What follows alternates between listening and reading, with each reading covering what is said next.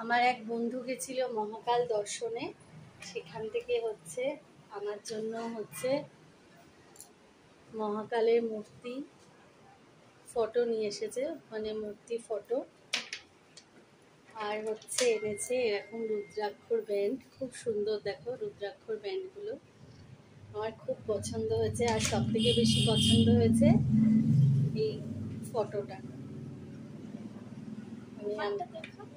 এই যে আমি দর্শন করতে পেরেছি, এটাই আমার অনেক। আর তোমাদেরকে ও একটা ভিডিও আমাকে দিয়েছিল, দর্শন করিয়েছিল, তোমাদেরকে ভিডিওটা ইউটিউবে পোস্ট করিয়েছি, তোমরা হয়তো দেখেছো সবাই।